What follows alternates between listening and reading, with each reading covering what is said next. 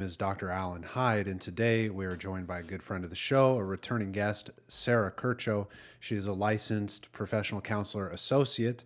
She loves to dance. She loves to tell us about dancing, and she works with children. But you guys are going to hear all this information, including information today and breakdowns and definitions around mindfulness, and we're going to get into all that information. But Sarah, thank you for joining us again. Thank you for having me back. Yeah. So what have you been up to these days? I have been doing some more workshops with teams around dance, like you just mentioned. But I do have a question for you. Okay, I danced? Have you danced since we last talked? You knew it was coming. A few times, yeah, in the Okay. kitchen and such. Okay, that's all that matters. Yeah, I got a few moves since we chatted. I was like, okay, Yeah. I can dance. Yeah, a little move and groove. Actually, a client the other day that was like, I had to get the wiggles out. Yeah. I was like, that's a fun way to think of it. Just get some wiggles out Yeah. in your house. You know, everybody around my house listens to K-pop Demon Hunters is real popular right now. Very popular. The song Golden is really fun. So Yeah. well, yeah, and then the youngest little nugget running around, he loves the Saja Boys and all that kind of stuff, Yeah. the Demons. Yeah. Yeah. And so he's always singing like Your Idol, that song. And so we Yeah. dance, and he gets on the counter and dances to it. It's funny. Yeah. And then it's just a feel good time. Yeah, we have fun. Exactly. Keeps us in the moment, which we'll talk about today. Yes, that's definitely something I want to touch on today. Yeah. So why don't, because, you know, there's the textbook definition of mindfulness, but it's always more fun to hear a perspective definition from a clinician who works with it day in and day out. So for those listening along, they've heard the pop culture term. There's the pop culture side of it, but also a very clinical side of it. How would you define and just kind of educate our listeners on mindfulness today? Yeah, so I think that the way that I present mindfulness is working on being present and creating awareness in the present moment. So whether that's something that's in your body or thoughts that you're having. Yeah. So being in the moment. Yeah. Well, and you know, with a lot of the work, like when we were discussing last time, like with dancing, well, we had kind of talked about it where like, even in our discussion, I was like, I don't know, you know, but when you do it, Yeah. you have to be in the moment. Yeah. There's no way around it. What's up, Kendra? It's not picking her up. I forgot to do my shit. No. That's all right. Guys, this is Kendra. You've seen her before. Say what's up, Kendra. Was it? You just needed to be a part of it today. That's Yeah, all right. you just needed to be included. Yeah. Alright, let's see what that looks like. This is the clip that goes viral on TikTok. Yeah, oh, I so hope so. Much better. Thank you. So we're good on the levels? You can Yeah, I would love to talk right now. Okay, cool. Yeah, but being mindful while you're dancing. So there are ways that you can just kind of like go with the flow and you're not thinking about it. It's more organic. But in order to do that, like you do have to be present in your body and what's happening. Yeah. Well, and you're spending a lot of time on campus with the kids. And so, you know, outside of just kind of the dancing workshops that you do and the mindfulness workshops that you do, you were kind of sharing before about like some of just like the high school age or middle school age boys. So what are you seeing in either resistances in the young crowd to mindfulness activities or embracing of mindfulness activities? Such a great question. I do my best. So yeah, I was actually working. We had some dance for athletes classes, which I feel like kind of ties into what you were talking about as like a former athlete and trying some of that out. So it was classes with a lot of freshman boys to kind of give you that idea. And a lot of what we're teaching them in the beginning weeks was about like proper stretching. And in order to do that, we try to get them to slow down. Sure. And I don't know if you've had experience with this, but boys like to make each other laugh and have a really hard time like chilling out. So I feel like resistance wise, it was very hard for them to like slow down and work on being a little bit more quiet and intentional and like focus on what's happening in their body and making those adjustments as opposed to just going through the motions and then interacting with each other. It's funny too, like when you look at the male perspective, how consistent that remains even through the lifespan. Yeah. It becomes less physical. Some dudes you can tell like they're still very physically antsy. But what a lot of what I'm hearing you share and just kind of thinking and the work I've done with men is like getting men kind of mindfully seated somatically, like in their body, feeling their emotions and being able to sit long enough with those things to make changes is a consistent problem through the lifespan for men. Not always a problem. I mean, Yeah. there's plenty of men who are good at that and willing to do it. But I remember even like early in my work in becoming a therapist, one of the hardest things was just staying like seated mentally and listening to the feedback because I had all the ways I wanted to work on things and do things. And and I had a bunch of really wise women too back then, like just relax. Yeah, just relax. And that what I ended up doing one day, and I noticed that the group that kind of stayed with me and what we are doing ended up feeling the difference. But it was one of those days where I was like, okay, if you want to lay down and your body wants to relax and you just kind of take a nap right now because your body needs to rest, we're going to do that. But if the rest of y'all can follow along how I need you to, let's see what happens. And those were the ones that started to notice like, or ask questions like, am I doing this correctly? And then I'd make those like little shifts. And then they're like, oh, I'm like, yeah, that was the stretch that you were missing the whole time because you were distracted before. And so those ones that started to kind of buy in started to notice the difference in themselves. They're like, oh, I am getting a little bit more flexible, or I do notice that stretch a little bit more as we're going through things. Yeah. Yeah. So there's the physical aspects of it and mental aspects of mindfulness and getting ourselves in the moment. So the children, boys especially, have a hard time, kind of seating themselves in the moment.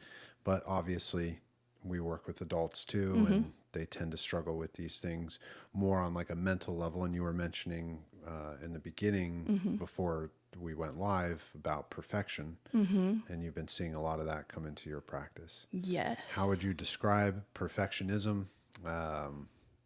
Maybe we start there and just kind of build it out.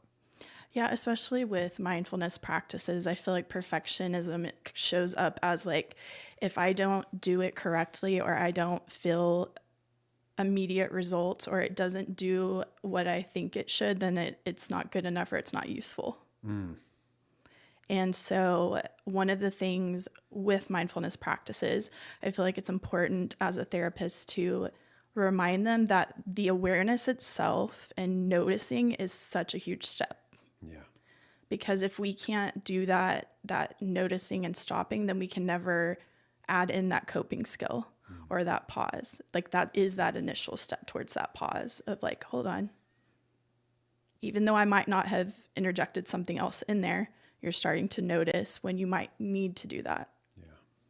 Yeah. It's not always as magical, I think, as people think it is going to be, and I think there's an aspect there, and you could correct me if I'm wrong here, just based on observations. People, I think, want it sometimes to be some magical thing. Oh, yes. It's like that when we're talking about mindfulness, that I'm going to have this mystical experience and everything's going to get better. But there's something very practical about, if we take a term like fake it till you make it, right? What we're really actually saying is stop the thought process, slow down the way you're thinking about this situation so you give yourself an opportunity to pause. It's not just pause, it's doing the things like stopping your thoughts, calling your awareness to it so that you actually can set yourself up for the skill that is going to work, which is pausing, maybe removing yourself from certain situations or leaning more into certain situations. And I think too, like in those pauses, like from a somatic standpoint of like, what am I noticing in my body in that moment? And so if I can get used to being like, okay, this trigger happens. And when I start to feel this sensation, I know that I'm about to react. Another thing that kind of came up when you were saying the magical part of it, I feel like that's kind of what comes up with like meditation. Sure. As people are like, oh no, you have to like be zen to meditate. And that's like that's the goal, I guess, is what I would say. But it is that like continuing to bring your focus back to something. Yeah. So like observe, notice the thoughts. We're not judging them. They're there, let them exist, and then come back to whatever it is, your breath, your intention. And the practice of it is coming back to that. It's called practice for a reason. Yeah. It's like when you even think about it with something like this, it's kind of intertwined into what we're doing. It's like we have to stay mindful. I need to listen to you. I need to, while I'm trying to think of like, well, what are kind of the progressions of a conversation and maybe questions to pull out your expertise. I have to hear what you're saying, and I have to call my awareness back because my mind, like any human, may go to like, I wonder what I'm going to have for dinner later. Or, I wonder where I'm going to need to go and drive after work and blah, blah, blah, like the routines. And it's like calling yourself back to the moment. We're all human and we're never going to do it perfectly, but when we pay attention, we can stay on track and stay seated and grounded in what we need to be doing. And it doesn't need to be perfect. Seldom, on this show, we find it's like seldom are things perfect, but we have the conversations. Yeah, I think, remembering that it is a practice, and just like working out, they say like, any workout's better than no workout kind of thing. So at least showing up for yourself however you can in that moment and doing your best is better than not doing it at all. Yeah. And it will become easier. And some days it won't be easier. And I think that's another part of the mindfulness game, if you will, is it's not linear, just like so many things. So some days it might be easier for you and some days it might be harder. And that doesn't mean that there's anything wrong with how you're doing it.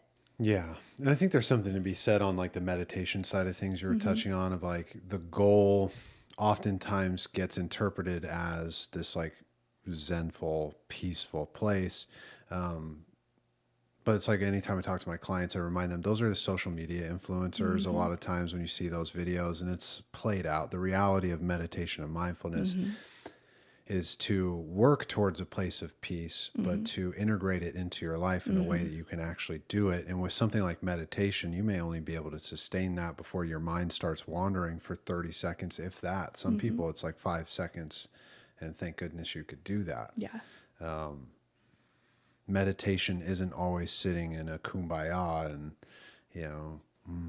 Yeah. it's actually going about your day and putting your focus into what it is that you're doing. There's a lot of different ways you can meditate, but having a conversation with someone that gets you and is willing to engage with you can be a form of meditation too, because it keeps you in the moment. There's a lot of, this could branch into a spiritual conversation in a lot of ways, but it's really just about being connected in your life with people that matter and with your own experience.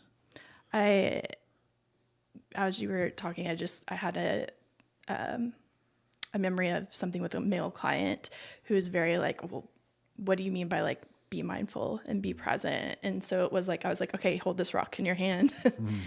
And he was like, okay. I'm like, I know it's silly, but like, okay, tell me what the rock feels like. What does it look like? What does it remind you of? And like, it can be something as simple as that, is just like, take 30 seconds to notice something. I think I posted on social media about like, especially with fall, is like grab a leaf and notice that like there's so much like veining and like all these different designs and things, and just like notice something for a little bit. It doesn't have to be a practice that's taking 5, 10, 30 minutes. It can be something that's even 30 seconds to a minute, and then expanding it from there. Yeah. There's a lot of details in the world that we skip over. And, it's, I guess, kind of a callback to a point you were making a moment ago, is anything worth doing is worth doing poorly. Yeah. And when you can, I was having to remind, we were joking about it in our team meeting this morning, of like, I can get wrapped up in all the details of like trying to run a practice and all these kind of things in a time where it's economically uncertain and people are kind of like tightening themselves, but still needing the services. And I had this moment the other day of like, why am I sitting here stressing about what's my plan? Right. I'm a spiritual guy. I make no bones about it. Like my mindful moment is that for me, and this is just for me, is like, God, this belongs to you. What are you going to, what do you want to do with this? Right. Because when I'm busy making the plans, historically, I've gotten myself in trouble, and that's a very mindful practice for me. Yeah. That works for some, doesn't work for everybody. But really, what kind of hits me as I was hearing you there is like I remind myself often with the podcast and with the practice on the therapy side, it's like if it's just in place and it's not how I want it to be, at least it's in place. All right. And that's good. And I think when I'm hearing you, like, just grab the rock and notice what it is that you feel in your hand, that's good. That's a good enough place to get you in the moment. Yeah. And I think another part that comes into play is the compassion part. So having that for yourself, but also as a therapist for your client, is when they are struggling and they have maybe those beliefs that come up that like, oh, I can't do this, I'm doing this wrong.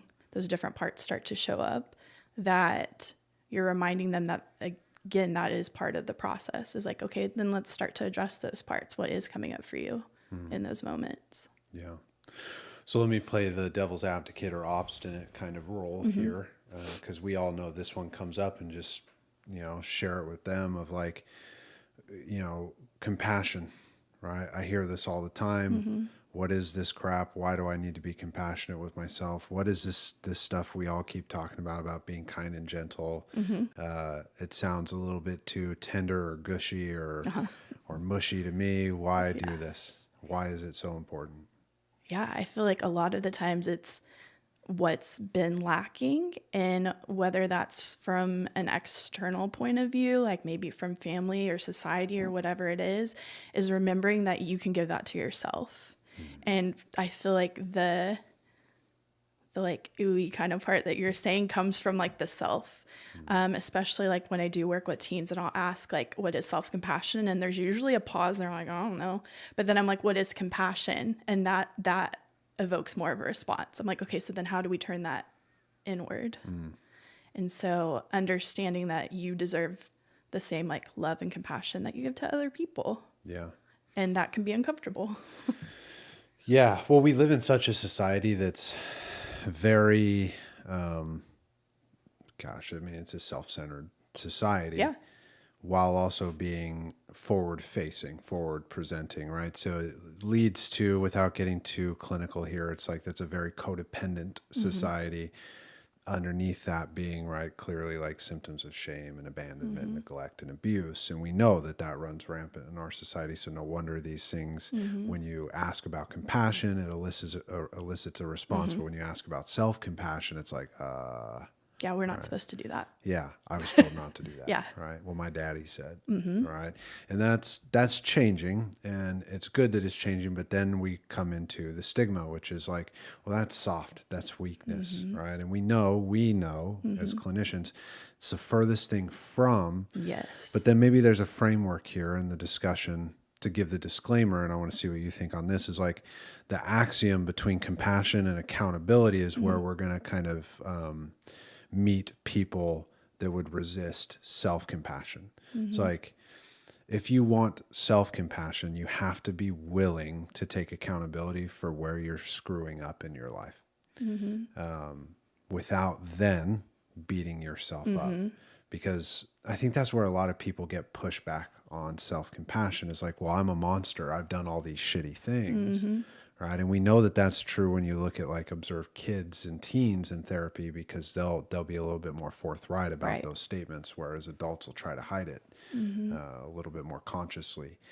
But I think just inviting that part of the compassion conversation of get real accountable and honest with yourself about where you've made mistakes, and you will find that the people that you should have in your life are very willing to accept you for who you are. Yeah. And the ones who don't, were never meant to be there anyway. And that's the trick. Yeah. And I think being able to maybe look at it from a lens of learning from that. So yeah, I did make these decisions in the past, but that doesn't mean that moving forward, I can't make different decisions. So looking at what is in my control. Yeah. Your hula hoop. Yeah. Yeah. I always like that one. Like, what's in my hula hoop? Yeah. And I'm a big guy, Yeah. right? So if I stand in the middle of a hula hoop, I don't have a lot of wiggle room. And that helps me remember, like, that's true for me in life. Yeah. Because prior to all of this journey, the last 15 years of my life being a therapist and some of the recovery stuff, it's like I've always had a larger than life personality and a body to fill the room, you know, and without calling my awareness to where I needed to be accountable, that could get me in trouble back in the day. Where it's like, I thought I was just being like a likable social guy and I'm pissing people off because I'm not being humble. I'm not being honest with myself or accountable to the ways that I'm impacting other people. And it's funny when those little subtle shifts of like, what can I learn from this? I keep getting this same message. God must be trying to hit me over the head with a clue by four. What's the message? Yeah. The message is to walk a little bit softer, but still take up the space that's mine. And if I stay inside of my hula hoop and don't try to control the way that you view me or the way that you're acting or behaving, but just focus on me, things will probably go a lot better. And wouldn't you know it, it does. Yeah, that actually reminds me a little bit of the most recent workshop that I did with a team. We're talking about things that are within our control, and one of the things is how people view you, which is hard, I feel like, for teenagers and just anybody in general. And so we were talking about like you feeling confident in how you're showing up and understanding you can't control how people are going to perceive that, but do you feel good about how you're showing up? And then also we talked about empathy and how to use that with teammates, because the specific team was like, we let our emotions kind of show, and we know it impacts each other, but they didn't like quite know what to do with that. Yeah. Another thing that kind of came with that was, what are some things that maybe like we're not happy about that are happening on the team? And so I was like, somebody give me an example and we're going to kind of try to reframe this. And the first thing was like 7 a.m. practice. I was like, okay, that wasn't where I thought we were going. Okay, 7 a.m. practice. And I'm like, okay, well, you know, you have to be here. That is out of your control. If you're going to be involved in this, like 7 a.m. practice is where it's at. So how can we make it more enjoyable to show up for 7 a.m. practice? So is that just shifting mindset? Is that like grabbing a donut on the way to school? Is that giving your friend a hug when you get there? Is like, okay, there are some things that are in my control that could make that showing up at 7 a.m. better. And that's it's a hard sell for a teenager. Whereas like I remember in college, cause I grew up on a baseball field and I played through college, and my college coach was, he's a Hall of Fame NCAA coach. So it's like, there were earlier than 7 a.m. Sure. and plenty of things to not exactly be excited about. But these conversations would happen often where it's an easier sell for a young adult who wants to be a part of a championship program, where it's like you either figure it out on your own time. Because one of the things my coach would say is you change for college, college doesn't change for you. And that, when I look back at some of the things I did to take care of myself in my adult life after baseball, made things click a little bit better into place, remembering some of those lessons and implementing them of like, I can't change anybody else. I can't change anybody else's structure. It's like when I entered the workforce, I thought I had all these great ideas. Let me go in and try to like, why don't they like that I'm trying to change this procedure? It's because they're not going to change for me. I have to change for them. And that's a hard sell for a teenager, where it's like the only thing you can control is your attitude on this one. That's tough. That is tough. Yeah. Yeah. And I think too, like thinking about the adult aspect of it is sometimes we don't learn the lessons until we're older. And it, like you said, it can be tough, and it's not forcing it to happen, but sometimes we have to learn our lessons in our own time. You said things start to recur and keep coming. You're like, why does that keep showing up? There's probably a reason for it. Or sometimes it's like somebody said something to you 10 years ago and all of a sudden it just clicks and makes sense in like so many different aspects of your life.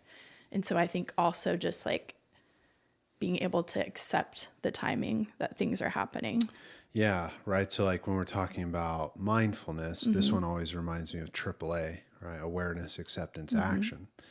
The awareness takes time to build. The more you're willing to pay attention to it, the quicker that awareness builds. Oh man, this keeps happening. This keeps happening. right? It's like having that conversation with yourself opens the door. And then we accept that maybe the answer, which is always the answer, is you, Yeah. right? Another hard sell, but a necessary sell. It's like if you're going to buy the product of well-being, you have to buy the fact that you're the problem. Mm-hmm. That's difficult, but true. Mm-hmm. And then once you do that, you can take action and right the things you have control over, and your life gets better. I guess one of the ways I always conceptualize it when you see somebody, or if you guys are listening along and you're in distress, where the breakdown is number one, you haven't picked up the phone to call AAA, and the breakdown's usually in between that place of awareness and action. Mm-hmm. You know what's happening. You know generally what you should probably do about it, Mm-hmm. but you haven't decided whether or not you want to do anything about it yet. And Yes. that's typically where the breakdown is with distress. Yeah, and I think kind of expanding on that is that reaction versus responding. So we've gotten the awareness enough there, so we didn't react, but now we get to choose how we respond. And so that is having to take the ownership again, like you said, of like, oh, I get to decide what's going to happen here. Yeah. And am I okay with that? Yeah. Yeah. Am I okay with whether or not I choose to take better care of myself in these actions moving forward or not? Either way, you make your own bed. You know, I was telling you, we had gone to this medical networking event the other night. And so, you know, it's like I was the only therapist there, and I'm talking to doctors. And this one, he's a DO, and he works with elderly. But, you know, DOs they're the type of doctor that's willing to think a little bit more outside of the box, kind of more family practice type situations. And he pulls me aside, and we were talking about like the podcast and stuff, and he was all jazzed up about it. And he's like, let me ask you this question. So he starts asking me about like insomnia. And so I'm thinking he's asking for a client. He's Yeah. like, but he's asking for himself. And he's like, I'm a doctor, and the last thing I would have thought was like CBT, like cognitive behavioral therapy. Yeah. And so he's like asking me these questions, and I shared with him, you know, obviously it's like, you could do simple things like when you're laying in bed, having a hard time to sleep, like get up and write it all down, right? And you start to pick out the things that are mundane, that are just like whoosh, out of your head. But then it's like, wait a second, this is actually really important. But then I kind of circled up with him on the 3 C's that come from the program of Al-Anon, which is I can't control it, can't cure it, didn't cause it. Right. So you didn't cause your insomnia. Right. You can't control it. You're experiencing it. And you can't cure it, but I bet you think you can because you're a doctor, right? Yeah. So I think I can because I'm a therapist, right? Right. But it wasn't until other therapists, and then my therapist that I decided to start going to, shared that I can't control these things. And there's a paradox that exists, where the minute you admit those things to yourself is the exact moment in which you will find solution. But if you're constantly gripping, like I have to be mindful, you'll miss the moments. I think too, something that comes up with that for me is is there a solution that's in between? Is we often, it's like, it has to be this or this, and those are my only choices. And in that moment, is there something in between that exists that I can do that would feel a little bit safer in that moment? And so again, if you can pause and take a second and be like, hold on, is there something else that I could do? Or like less of this thing that I feel like I have to do perfectly. Can I just do that a little bit and see how that feels? Well, and a big one too, and obviously we would be proponents of this too, is like if you consulted anybody on it, you know, it's like not, you know, always just a professional, but that's a heck of a great start as a professional, but also trusted peer support that have shared experiences and things. Like, have you consulted? Because oftentimes we're having a discussion about one of my therapists here on staff. So one of their clients kind of was recently coming into an awareness that they have some obsessive or compulsive issues around pornography.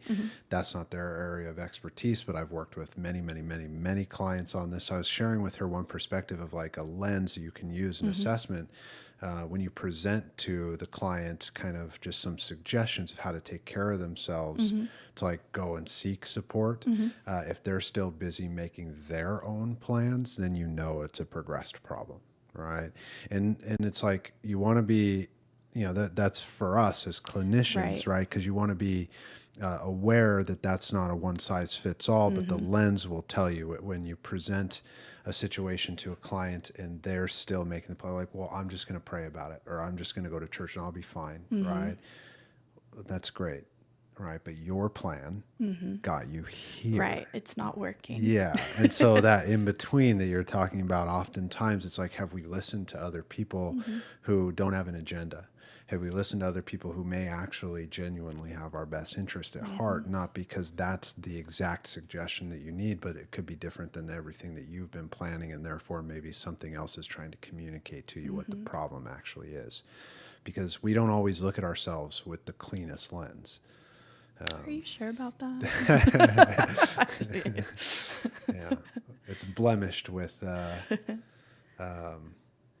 idyllic thoughts about ourselves, Right. and also non-idyllic thoughts about ourselves. All Yeah. of the character defects that we hold in the ways that we think Which that we're is less so than. interesting, like that duality of like, obviously we cling to like the more negative thoughts and beliefs, and those are the ones that replay. But then at the same time, I feel like we have that idea of like, we know what's best. Yeah. And so, yeah, finding a balance between those things. It's funny because we talk about it with this show all the time. It's like sometimes we'll go viral, right? And it's the topics that you would imagine. Yeah. They're a little bit more sensational. Yeah. Right. But then stuff like this, where it's Yeah. like, this is actually very helpful. And Yeah. many of our topics with the clinicians we brought on, where it's like, man, I mean, somebody struggling with these things would really benefit by sitting down and listening to this. And it won't, because it's not negative enough for the social media side of things, which is fine. I'm not going to gripe about it. We're going to do this anyway because we enjoy it and it's fun. But it really does highlight there's this dichotomy where we lean towards the negative ways that we view ourselves and we view the world, but we really do crave the positive, right, implementation of feedback.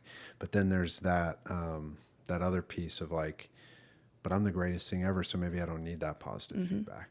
Except that doesn't apply to me. That won't work for me. Right. Yeah. Yeah, that's another one. Yeah, it's a huge defense. And Like, that's kind of like with the mindfulness part again. It's like, well, that's not going to work. Like, I can't calm my mind. I can't do that. And so just like we were talking about before, is like bringing it back to smaller moments. Yes, you can do it. Yeah, yeah. Well, it's we were talking about the school district stuff before, and I was talking with this networking professional who put that whole thing on the other night with the doctors. And I was telling her, it's like, I'm having a hard time, breaking into discussions with the school districts. And she looked me right in the eye. She's like, oh, I can get you in with the schools. And I walked away thinking, I need her mindset. Right. She was just like, oh, I can get you in there. Like, she just believes in herself. Yeah. And it's like in all the other ways that I do, it's like, as a human being, they're just like anybody else. We're susceptible to the moments where we find ourselves questioning whether we can do something. It's like, why? No one told you couldn't. No one's stopping you. It's a phone call or an email or a text message. But we can set up so many barriers. I can set up so many barriers to like, well, they're probably busy. It's the lunch hour. They're not going to want to hear my BS, right? Whatever it is, we make it all up in our heads. Yeah. And just the like, okay, if there is an obstacle that exists that is out of your control, like, are you willing to push past that? Yeah. Yeah. Not always. Okay, so talking about obstacles or challenges, have there been any things that have come up with like this new practice that you have? Oh, yeah. Yeah. I was having a meltdown the other day about finances. That's a good one. Yeah, it's a good one. It's Yeah. economic times are uncertain, Yeah. right? And so although we offer services here in Hurst, Texas, in the Dallas-Fort Worth area at Breaking the Cycle Therapy, although we're offering approachable fees and staying within the market, it's difficult, right? Because people are kind of clutching their services a little bit closer because of uncertain times. And, you just, when you're running a business, you can't afford to get locked up in all those things because money comes and goes no matter what you do. You're going to bleed money, make money, bleed money, make money. That's part of running a practice. And so it's like, it's that constant dichotomy of reminding myself why. And I didn't open the practice to be rich. I Right. opened it because I believe I know what I'm doing as a clinician to help the community. And I want to teach some younger clinicians how to build their practices and to offer quality care. Because I've talked about it with multiple clinicians on the show, and maybe even we touched on it last time. It's like there's a lot of people out there doing the work that I won't just say like shouldn't. I would Yeah. just say like there's a lot of work out there sometimes that's like not exactly the most clinically sound or the most client focused. And so it's like whether it takes a long time to fill caseloads or it's a hard economic time, it's like we're here when you need it and the lights will be on when you show up. So those challenges arise of just staying not just positive. I think I can stay positive, but then not spinning of like, well, what plans do I need to make? What comes next? Right. Yeah, that balance of like taking action and like just following true to what you have set in place. Yeah. And I think that reminder, even though it's cliche of that, like going back to your why, but that's also something I feel like we can do as clinicians is sometimes your clients might struggle with why am I doing this again? And so helping bring them back to that of like, here were our goals for counseling. Here's how this comes into play. This is what you're wanting to accomplish. And so this is helping you there. Yeah. Yeah. And hold on. Maybe you guys can't hear me very well. Where do I need to move it, Kendra? More so she can, when you're talking to her, it picks you up. Oh, okay. Is it just because I'm angled towards her? Okay.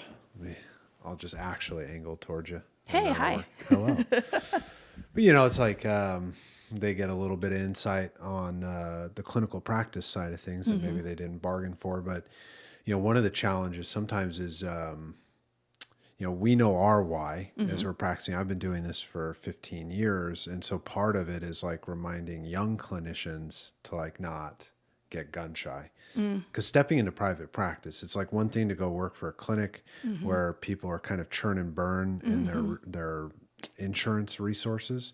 But when you're out in the community and you're not part of a hospital or you're not part of a big agency, it's reminding young clinicians to remember why they're doing it. And when the clients don't come on week 1, week 2, week 3, to like not give up on a practice because people do need your support.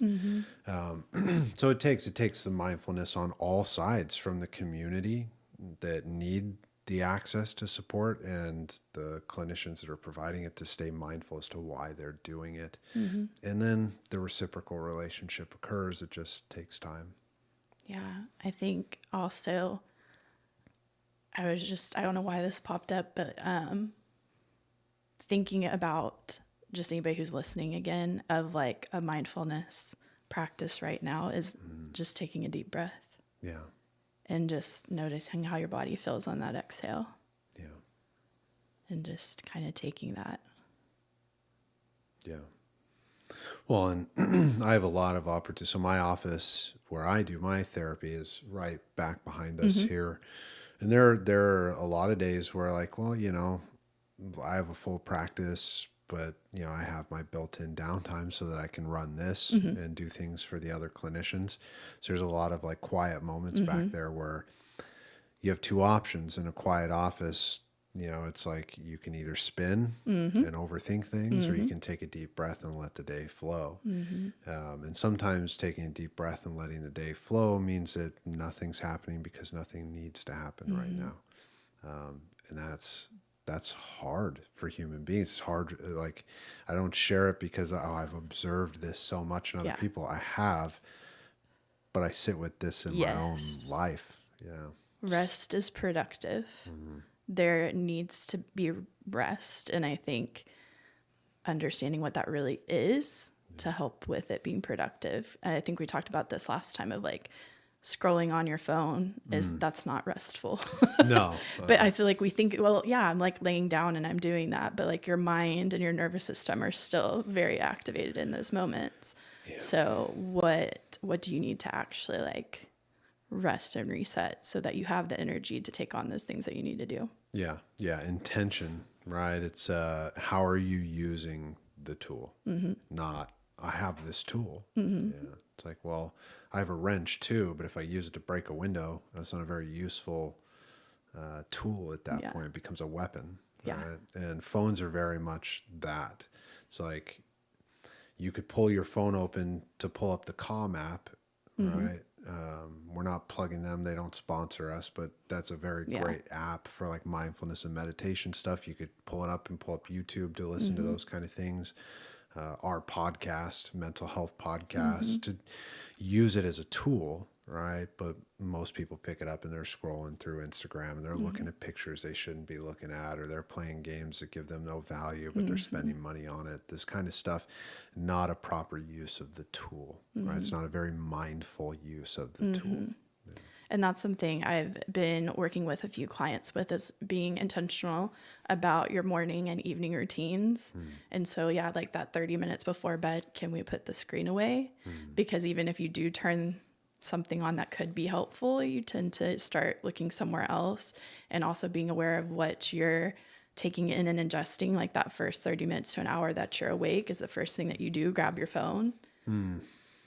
And just kind of like noticing how often you're doing that and how much time you are spending on that. And do we need to pump the brakes on that? Yeah. Yeah. I play Pokemon Go. And so I love that game. Yeah.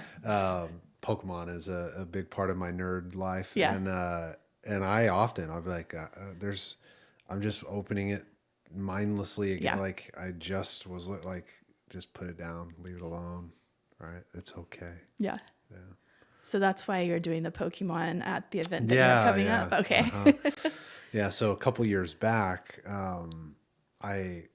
because I'm a nerd, I had ordered an old vintage Pokemon card dispenser, right? Like you put the quarters in and the card pops out. Yeah. And it was just kind of like a little fun decor piece in my like home office. Yeah. And I never really used it for much. But we're going to take it over to this event at the elementary school. And I think the neighbor kids down the street, they'll come over, they'll pop over sometimes and be like, I brought some quarters. Can I go on the machine? And How fun. yeah, it's cute. You know? And so I got this little basketball hoop and plushy Pokeballs.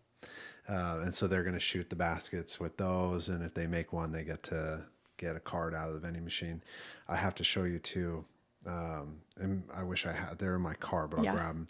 We made, with AI, we made these breaking the cycle therapy Pokemon cards. And they look pretty cool. I'll show you. That the is ones we cool. made. Yeah. They're pretty awesome. Yeah. And so we'll give those out and, we'll have candy and all that kind of stuff. Yeah. And then I have, it's yard pong. So you use wiffle balls to like toss it into buckets. And so I'll have the parents do that. And if they make one in the bucket, then they get to enter a raffle to win a blister pack of Pokemon cards. So we're just kind of doing a bunch of those little things where we try to deceptively entice them into therapy sessions to talk about their messed up stuff while they enjoy I mean, Pokemon. I feel like that's a fun way to bring people into therapy. Yeah, Pokemon and your family's messed up. Let's talk. Yeah, let's go. Yeah, it's a natural progression, right? Yeah.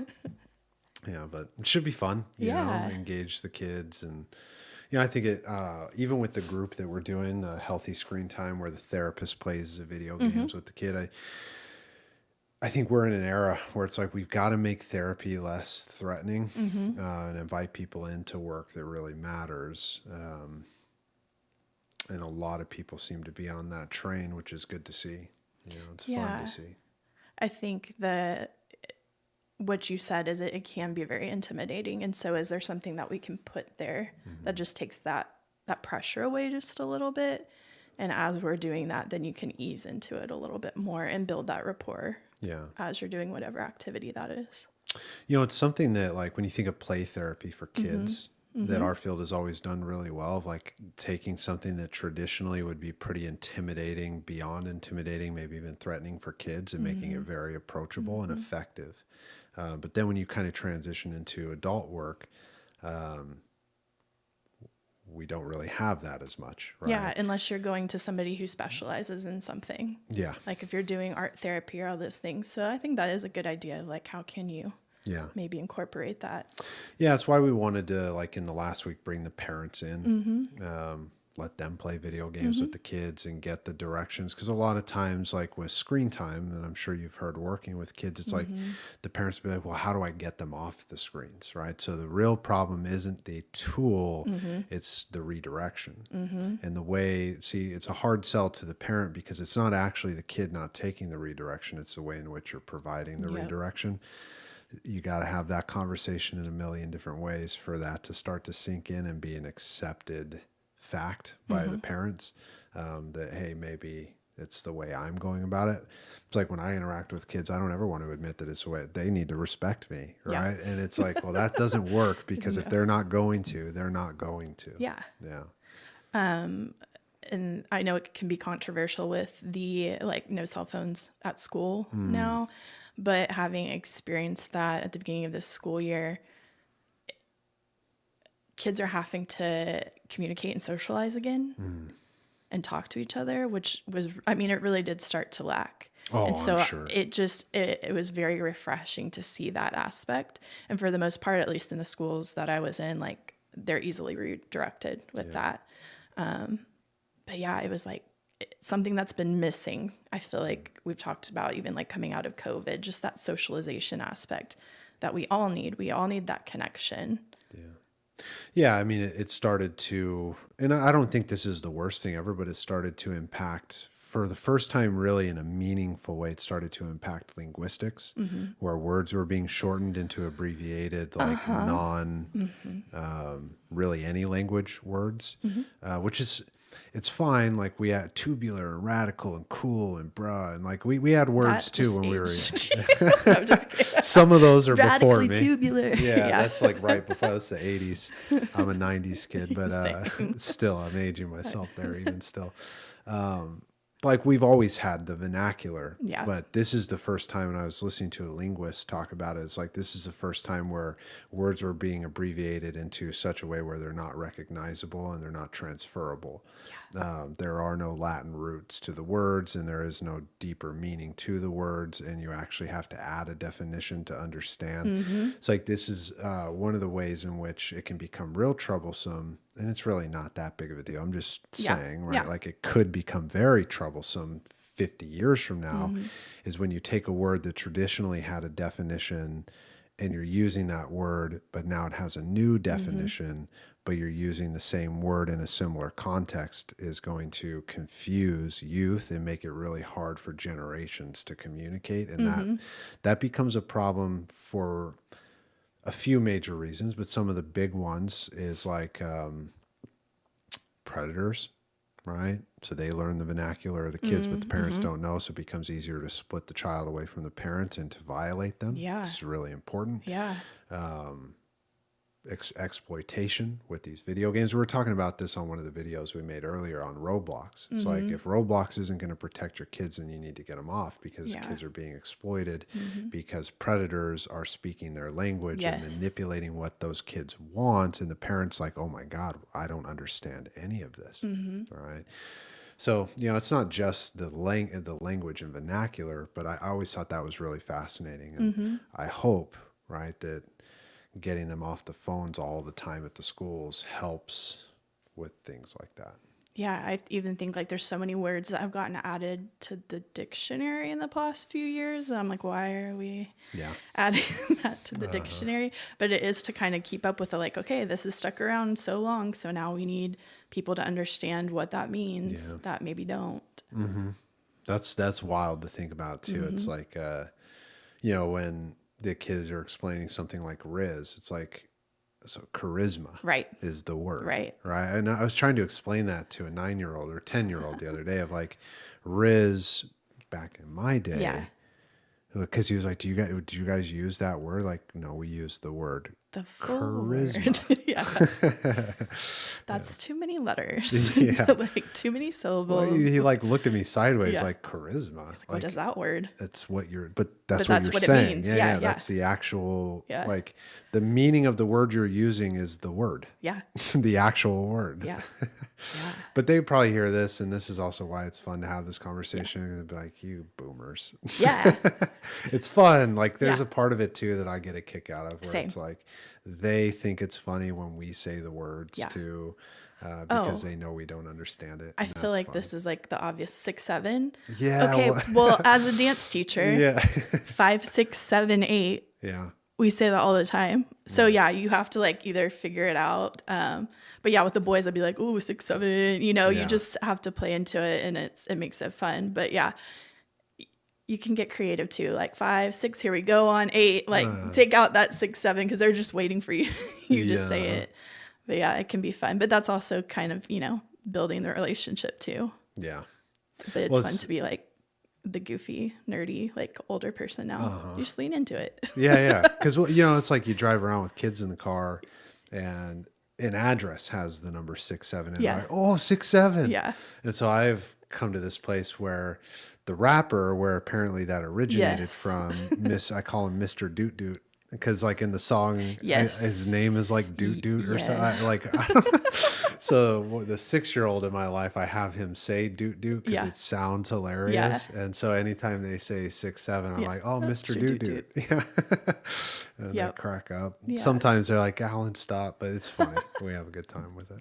Yeah. But it's, pop culture is phenomenal, baffling, and sometimes cunning, right? It can get people in trouble, but I get a kick out of it. I mean, this kind of stuff, I'm like, where does something this idiotic come from? That's the part. It's like, look, it's fun. Why did it's that funny. stick? Like, why did that thing stick? Yeah. Yeah.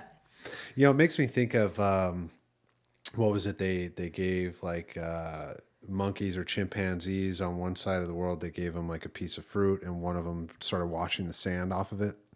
And then like monkeys on the other side of the world who had never even dealt with this fruit Yeah. and never had that problem started doing the same thing.